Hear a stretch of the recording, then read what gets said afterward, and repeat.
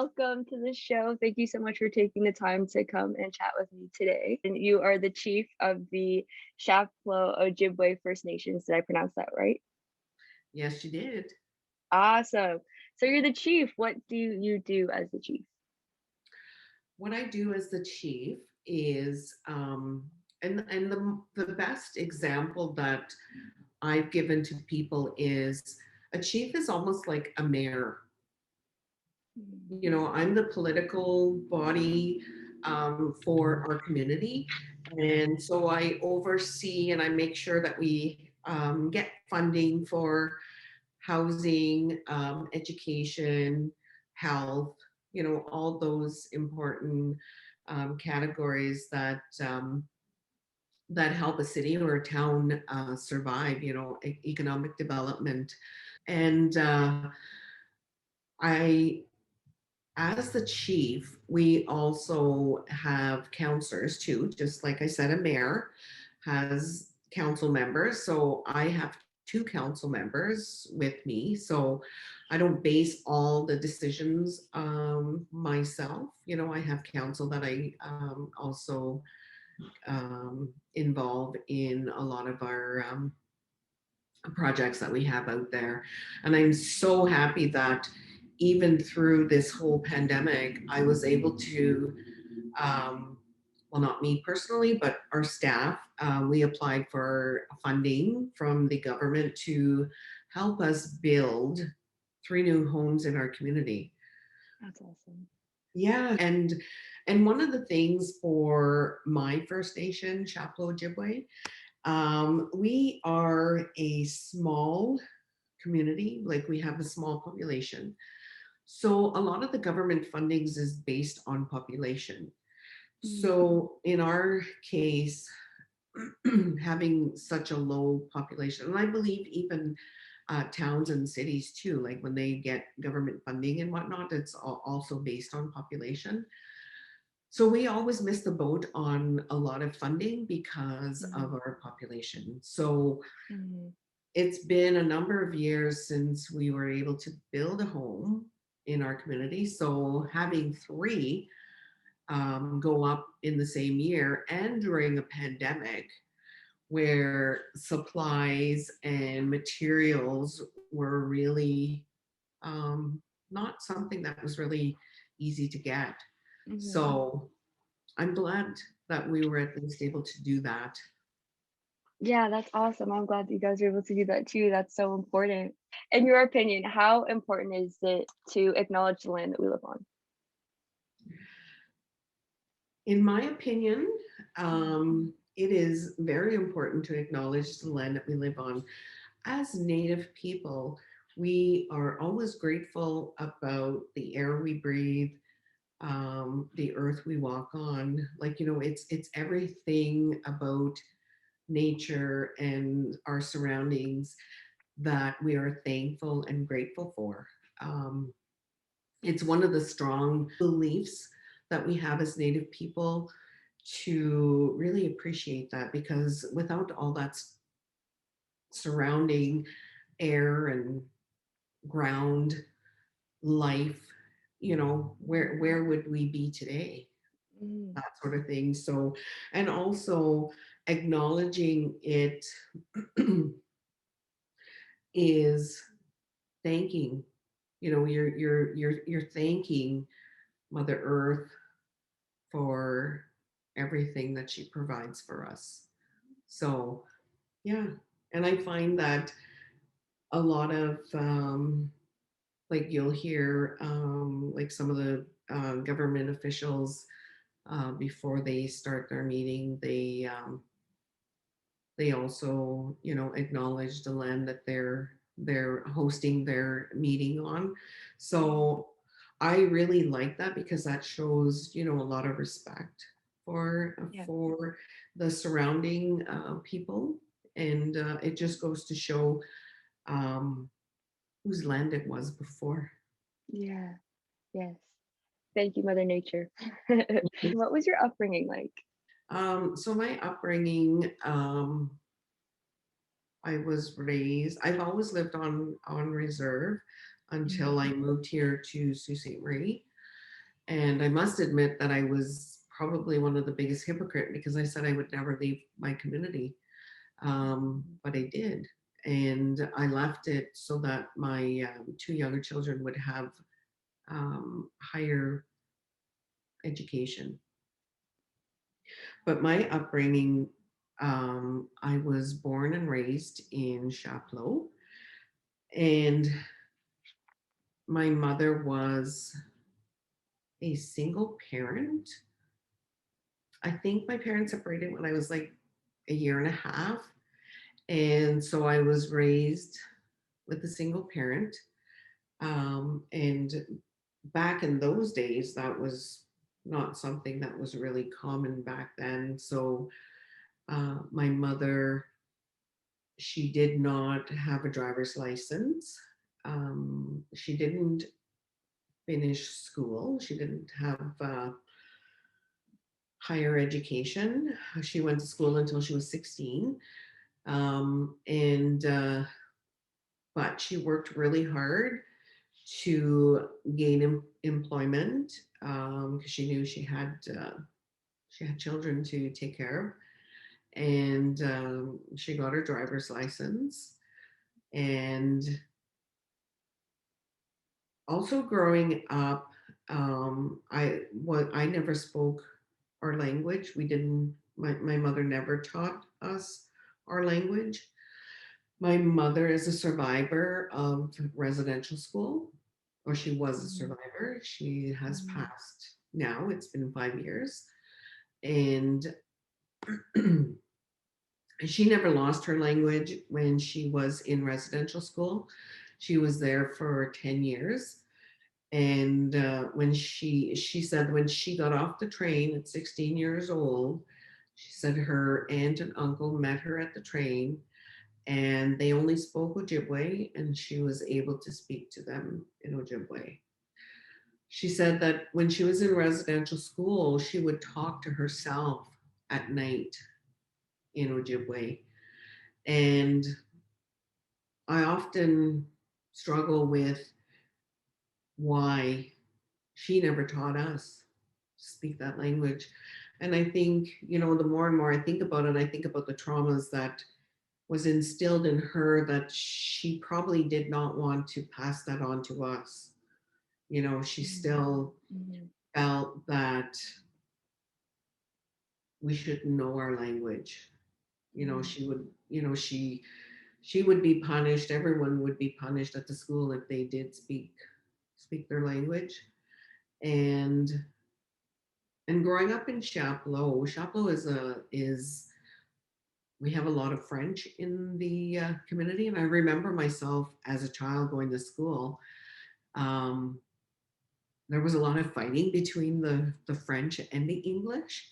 And so we went to English school, and we had to be careful that we didn't walk by the French school because the kids would be, they would be teasing and whatnot. So I think Mhm. also that was probably another reason why she did not want us to learn our language, because she saw the fighting that was going on between the French and the English. And I think just putting another language in there would just make it, more trouble. Um, of course, we learned a little bit of the language. My grandmother never, I shouldn't say never, she did speak a little bit of English. She always only spoke in Ojibwe, and we always knew what she was saying.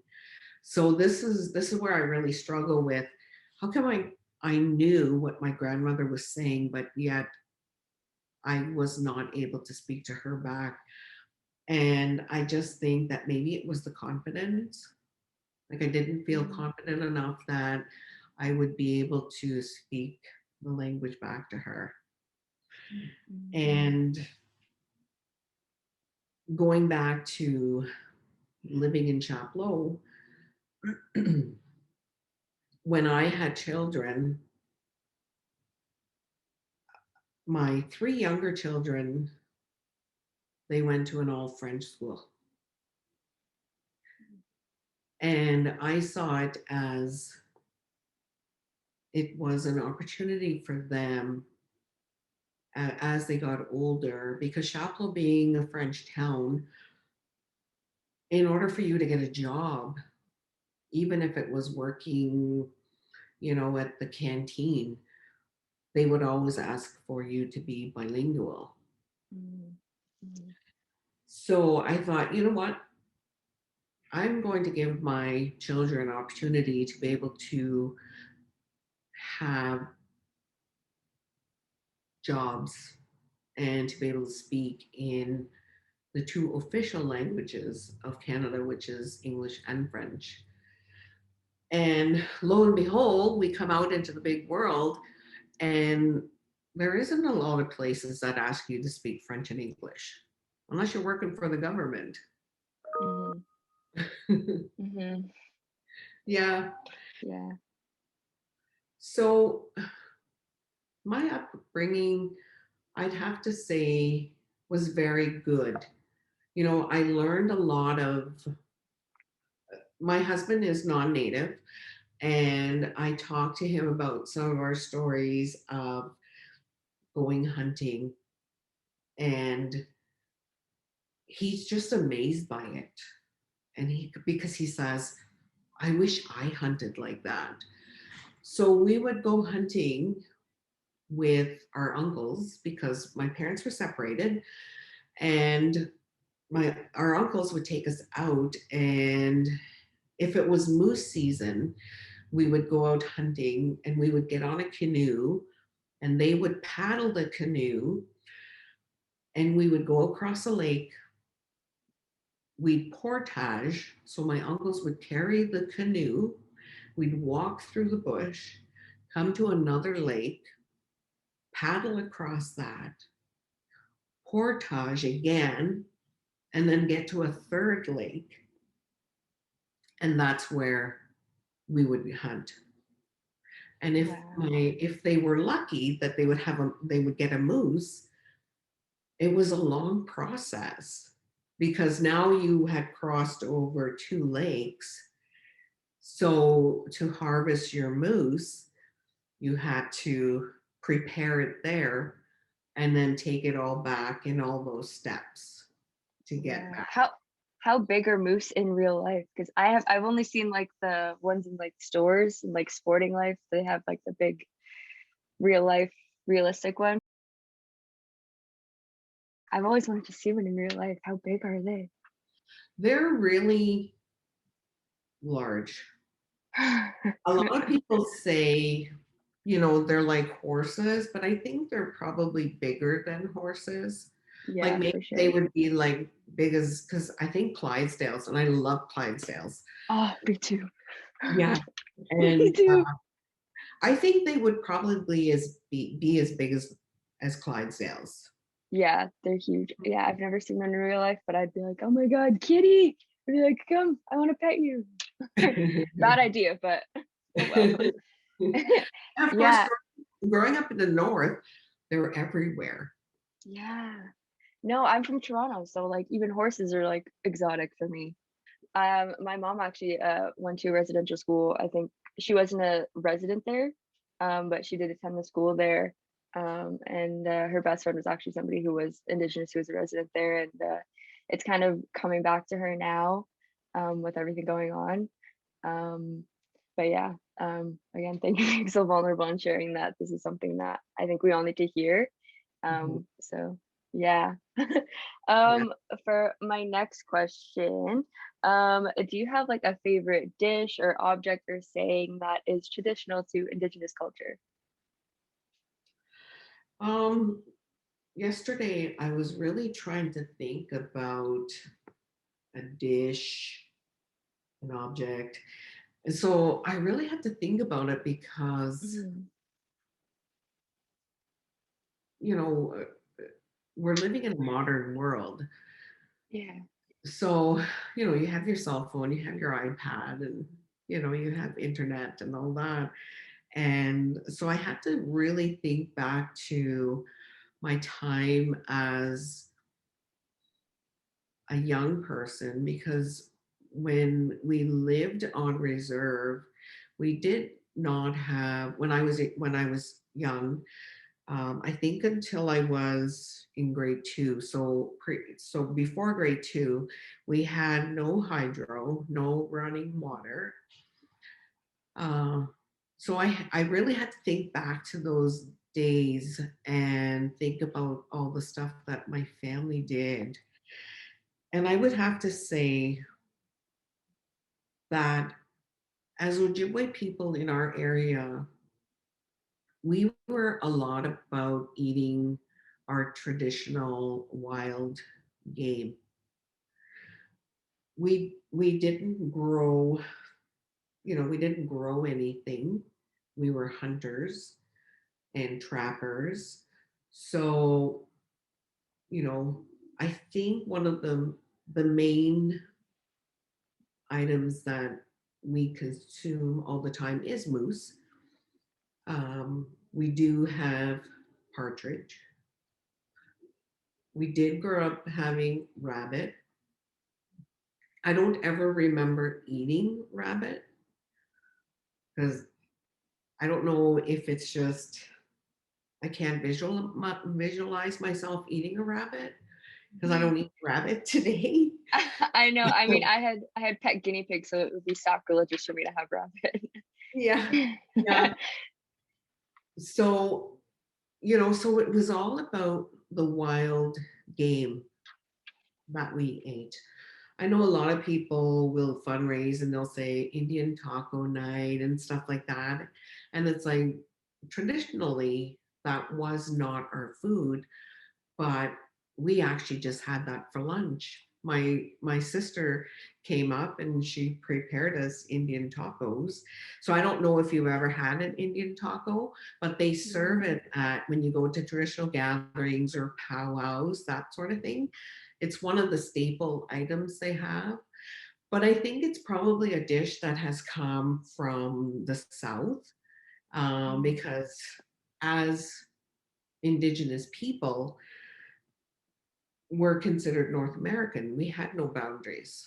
So, you know, our people traveled south. We could have been down in Albuquerque and, and picked up some of their ways of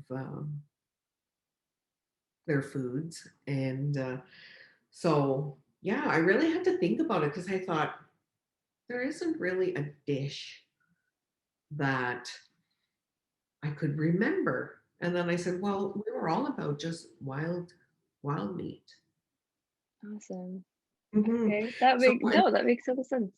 yeah, and then I was thinking about an object, and I thought my grandmother used to make birch bark baskets. Oh. Yeah, and I actually have one of her baskets today, and I was going to bring it, and I totally forgot. Oh, it's okay. I do have one of her baskets that I kept. And I think it was 2 summers ago, or maybe 3 summers ago, we actually did a summer workshop with some of our youth and anyone in our community that wanted to come out. And we had a fella come in and teach us how to make birch bark baskets.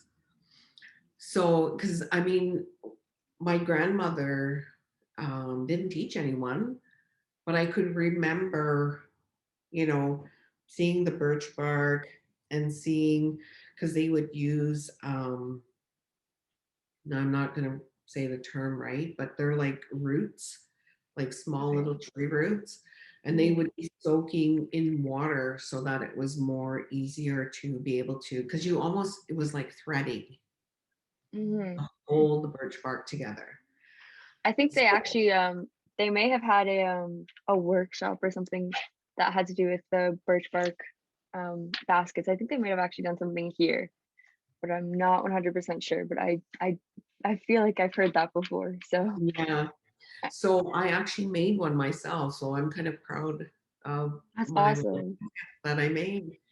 And then I was thinking back again, and when I had my first child, and if you can believe, he will be 39 years old. Wow. Yeah. And my uncle had made me a tickanoggin. Now, a tickanoggin for us is a baby cradle. Oh, okay. And it's the one that if you probably Google it or look online for baby cradles for Ojibwe or Indigenous people, the way it's built, it's wooden and it does have cloth because you wrap the baby in it, and it Mhm. has a bar in the front. I remember asking what that bar meant, and they said, "Well, when you're out in the bush and your baby is in the cradle and you're doing whatever, collecting firewood because you're going to have your supper and whatnot, you put the baby, you stand the baby up, and the baby can look at you and whatnot. And if it ever fell over, that bar in the front was a protection." And I thought, oh, that was interesting to know. And some of them they would put straps on them so that you can carry the baby on the back. So I'm really glad that my uncle had made me one. Yeah, that's awesome. Yeah, because I still have it today. And um, my oldest daughter is expecting. So Mazel tov.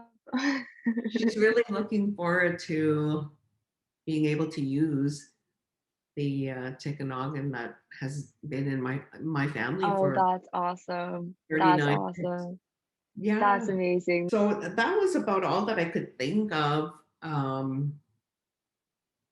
that my family did. I know my one uncle used to do, he used to make birch bark envelopes. And I thought that That's was so pretty cool. neat. Yeah. That's awesome. Oh, my mom would love those. Yeah. That was cool. What was the what was the baby cradle called? What was that called again? Tikanagan. A Tickanoggin. That was so cool. That's so cool. That's so smart too. That could Mhm. be used by so many parents today. Yeah. Yeah. It could be. So Well, you know what? Actually, there is a picture of me in a Tikanagan in our museum that we have back in Chapleau. There's a picture of me because that's they will have, awesome. I think it was like, I can't remember what occasion was going on in Chapleau because I think it was like a summer fest or something. And, and so we were uptown and, taking in the parade and whatnot. And I guess someone snapped a picture of me and I was leaning against a water fountain and there I was in the Tikanagan. That's awesome. You should recreate it with your baby that's Yeah, coming. that would be really good. Yeah. What's your perspective on the recent tragedies in Canada? The recent tragedies, when we first got news down in Kamloops when they found the 217 unmarked graves, or it really threw me off. Mhm. For 2 days. I was not able to come into work because I thought, I really can't even concentrate because this is just so overwhelming. And I think back to here in Sault Ste. Marie, we have a university and it's called Algoma University. And Mhm. part of the building is the Shingwalk Indian Residential School. My oldest daughter went to Algoma University, and I remember walking into the school, and I just had I had just an eerie feeling when I walked into it.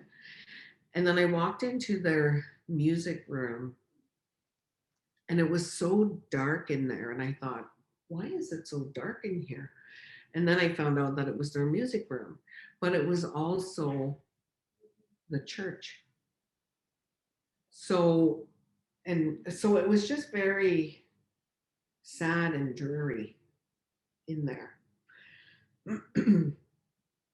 We had went over, and I had a neighbor. She has a grandson that he's older and he's walking, and she says, you know what, I remember him getting a pair of moccasins, because I was looking for, I don't know if you remember, everyone was going to put shoes. Yeah. So I didn't have little shoes. So I had put a message out on social media to see if anyone in my neighborhood could was okay to part with, a pair of shoes that I wanted to place over there. And so my neighbor, she said, I have a pair of baby moccasins. And so she came over and she brought them to me. So that's what I took to put down at the school there. And when I was there, I just reflected on my mother, herself being at Indian residential school, and just some of the stories she shared. And some were some of her good memories that she could think of, and some were not so good. Like, it was some of the dark history of it.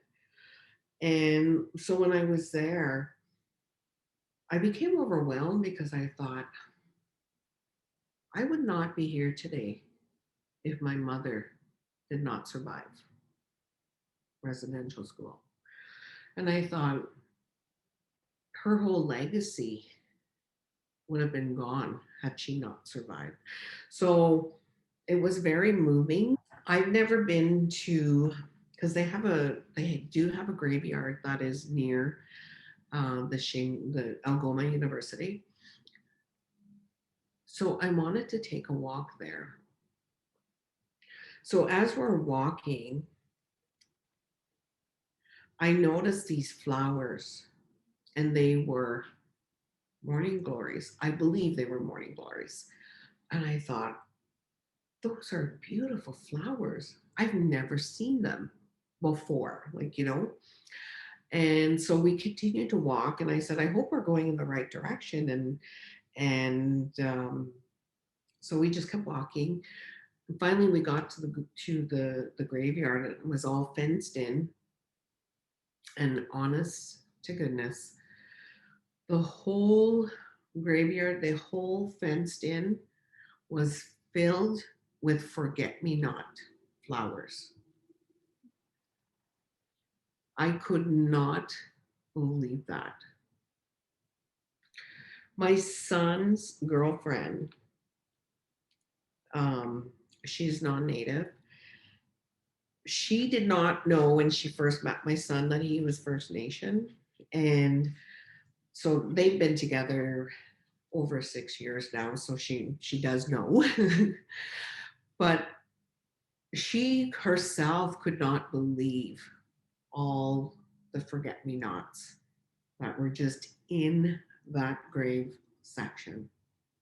Wow, I that's could not, incredible. it was like a blanket of them. That's amazing. Yeah. And That's I thought, incredible. I said, how appropriate is that flower in that grave? Yes, it was very 100%. moving. It was very moving. Yeah, because I just think that, a lot of people, when this first came out, like years ago, when they were doing the Truth and Reconciliation, there were so many people that were non-native that would say, just get over it. It's been years ago.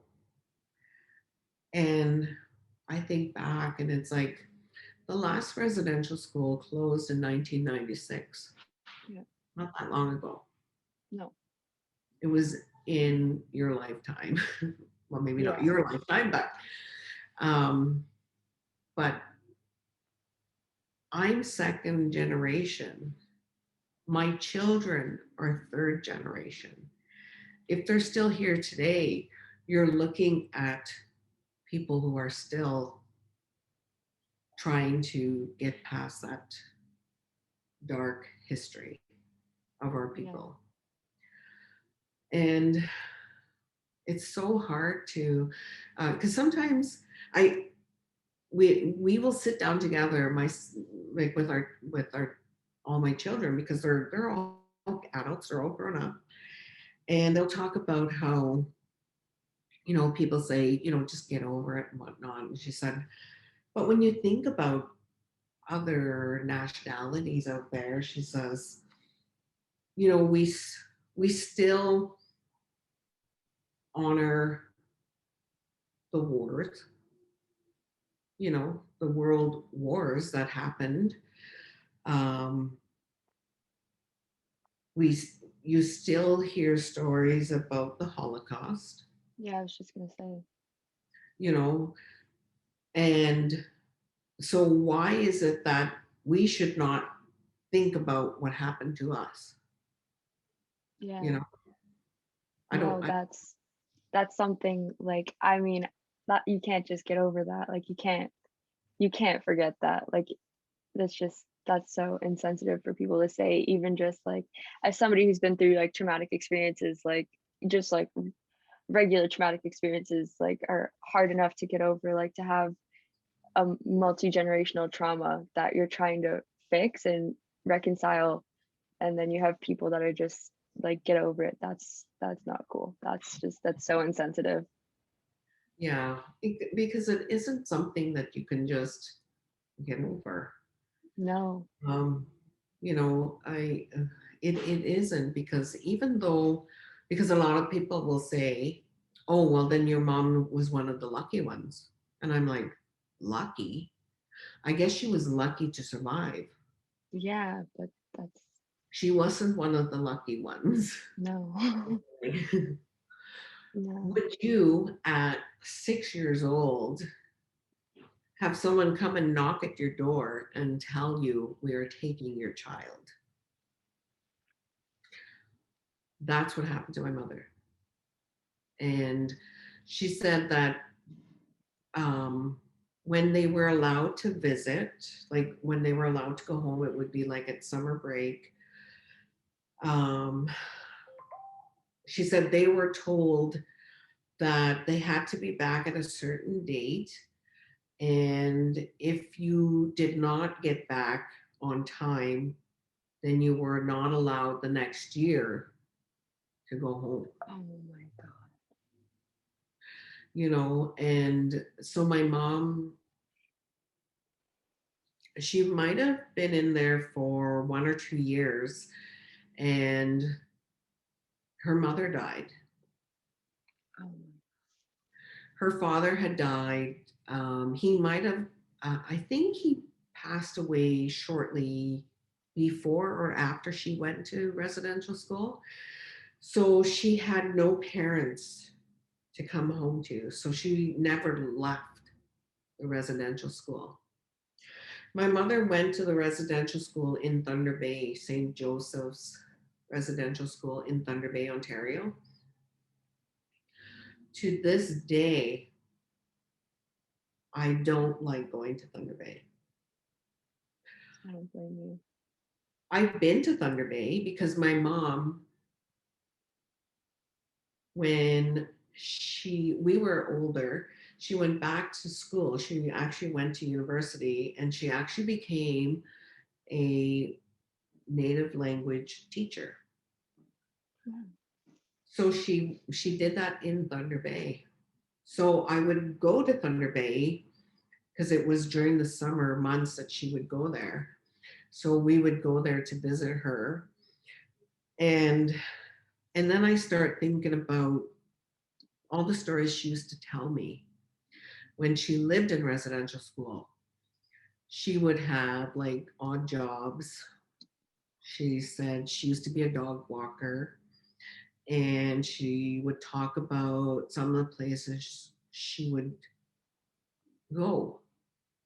So I don't want to go there. I don't want to see and be reminded of the things that, the different places she went, because it just makes me feel uncomfortable. Mm. I just I don't feel okay about it. So, and then you try and think about, I'm not okay with this whole residential school. If that still bothers me, so I'll need to work on that.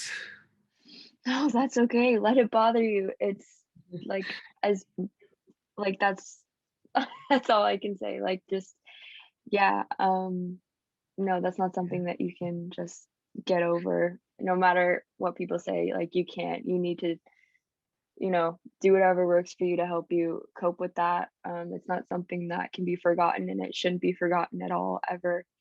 Mhm, Um, those kids, the survivors or not, should be remembered, um, and found, all of them. I mean, I learned about residential schools through my school, and so I wasn't personally, I wasn't shocked when I heard the news. That I knew that they were there, but I guess I didn't know. I guess like the size, like the amount, I didn't see like how much, like how many um kids like there actually were. And I mean, I'm going from both Peterborough and Toronto. And so when I was at my home in Toronto, I I have like the little Adidas Superstars shoes. I have kid size feet, so all my shoes are kid size.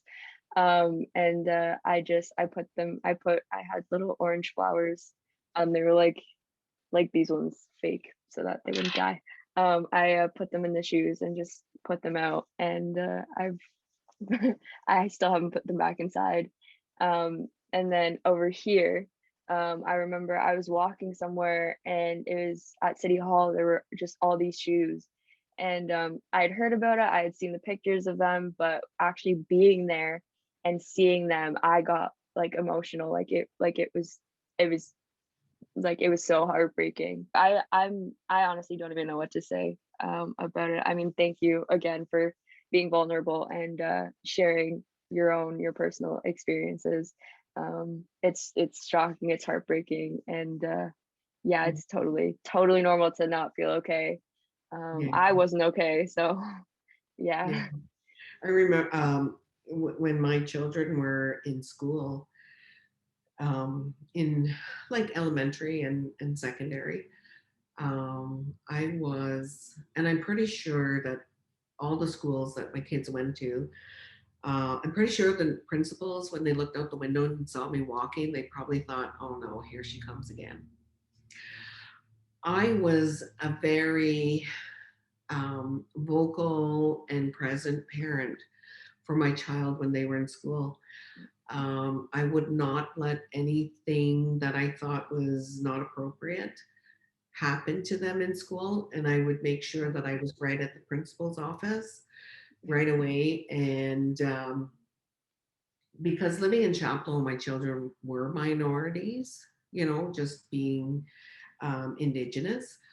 And then, especially for my three younger children, going to a total, like a 100% French school, while they were definitely minorities in there. And Mm.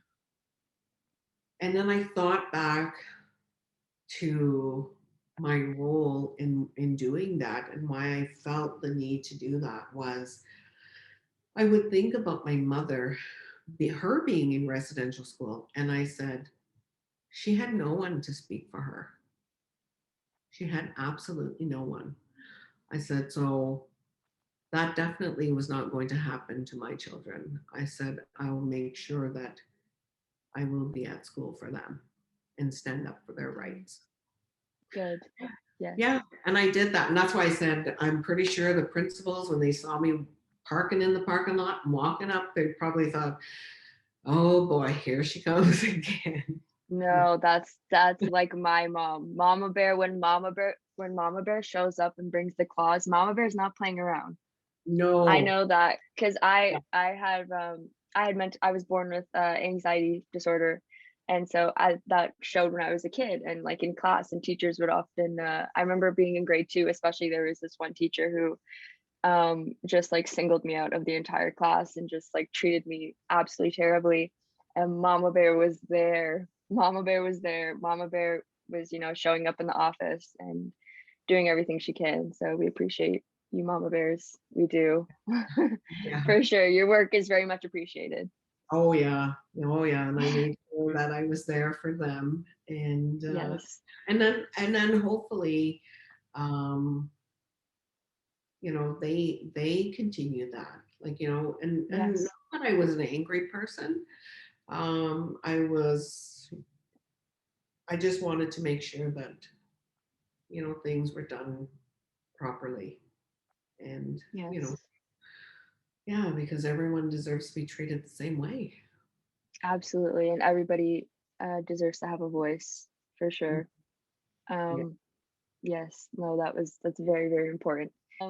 So this is for my last question. What helps you get through tough times? What helps me get through tough times, I guess? I mean, I know you have a dog. How is Nick? Is he good? Oh, Nick is he is such a good dog. I wish I could clone him. Oh, He's oh, so his nature is he's very calm. I mean, he's a lot older now, so he doesn't put up with um other dogs. He just kind of snarls at them, and he's set in his ways. Um, but he's so spoiled. good as he should. Yes, as he should. Yes. And growing up, we always had a dog. So um it just doesn't, I don't know, I just can't picture us not having a dog. Yes, my first word was doggy, but I have yet to have one. Yeah. I'm still waiting. Yes, but So, yeah, but for us, for me to get through tough times, like, because tough times isn't just residential school and all that mm, that's happening in the news. Tough times is in my position as well. Like, I've been I've been the chief for, and it'll be in September, the end of September will be 24 years. wow, that's incredible. Mhm. Yeah. Wow. We don't have elections. We follow the old ways of being a chief where you get appointed and it's passed down through your family. And so I'm here for as long as I want to be here. And I remember when I first took on the role, um, I had said to my council that if the going gets tough, I'd be moving out of that position. And so I think I was probably about 2 years in, and I approached my council and I said, okay, I don't want this stress anymore. I'm done. And they said, whoa, wait, we don't know who we would put in that position. So I said, okay, I'll stay here. But I said, if I get to this point again, you're not talking me out of it. Here I am 24 years later. Funny how that works, eh? I know, I know. And, it was really tough in the beginning because my community being so small, we're all related. I have 2 sisters. I have 3 brothers. I have cousins. So it was really hard when in the beginning, one like sister might say, well, why does she get that and I don't get it? So it was kind of really getting through that type of um, family dynamics. I had to be able to take that sister hat off Mm, and and do it where this is the logical part, reasoning why, so and I think that's just how it made it work so much easier, because I had to mm, take that sister hat off mm, and mm. do things that were for the betterment of the people. Absolutely, absolutely. Mhm. Well, those were all the questions I had for today. Again, thank you so much for coming on the show and for being so vulnerable and being so open with me. I really appreciate it. I learned a lot. Yeah, that's for me from my side. Well, thank you very much for having me. I know I usually like to be prepared, and it seems like this topic is something that you really can't prepare yourself for. No.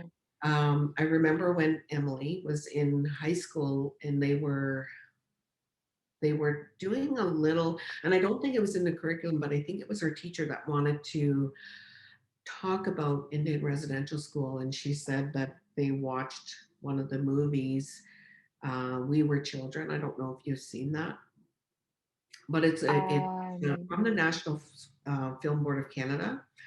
Okay, That was maybe. the only place that I could get a copy of it, but I heard it was on iTunes, but I'm not sure. But she said they watched it in school, and then her teacher had asked if I would come in to give a talk on a residential school. So I told Emily, I said, I guess she volunteered me to go. So when she asked me if I would go, I said, all right, I'll go, but I'm only talking like 10 or 15 minutes. I said, because normally when I talk about residential school, I I said I end up crying. And I said, Mhm. I'm only talking for 10, 15 minutes. I said, so she said, yeah, okay, whatever. Well, when I got there, next thing you know, the bell rang. I had talked the whole period. Oh my gosh. I didn't know. And the students that were there were like at the edge of their seat, just like consumed with everything that I was talking That's about. awesome. That's the best reaction. Yeah, and so the teacher says, I think you all need to get to your class, and they're like, no, we want to hear this. So I think I might have talked another 5 minutes, and I said, I can't hold you up on your next class. That's awesome. Time flies when you're advocating. Yeah.